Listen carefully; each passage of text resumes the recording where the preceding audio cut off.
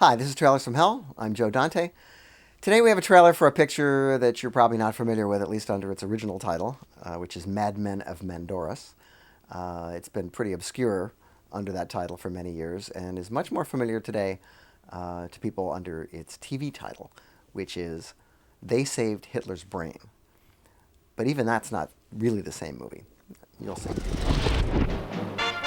The only real distinction of this picture, which is otherwise forgettable, is that it was photographed by the great Stanley Cortez, who did Night of the Hunter and Magnificent Ambersons. He has a particularly graphic lighting style, which serves him well in these low-budget movies that he often did.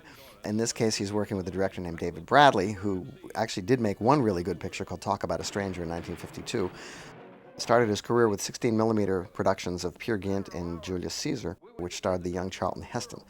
After its theatrical run, this picture was more or less on the shelf and forgotten, but in the 1970s, to release it to television, they decided they needed to expand it. So they hired a bunch of other people who had nothing to do with this movie, who hired a bunch of long-haired, 70s-looking actors, and run around and get shot dead and have a whole subplot that has absolutely nothing to do with the actual film, and which is shot in a very jerky, handheld, and amateurish fashion.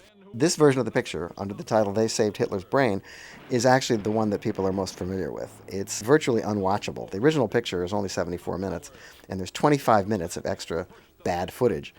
This is one of those mythical country movies that take place in an unnamed South American country, very unconvincingly recreated in Los Angeles, and is probably not even the best of the Hitler's Head in a Bottle movies. The Hitler's head burning scene at the end of the picture is very truncated in the TV version, but runs almost a minute and a half in the original. So if you want to see Hitler's head burning, you got to get the original version of this picture and not the TV one.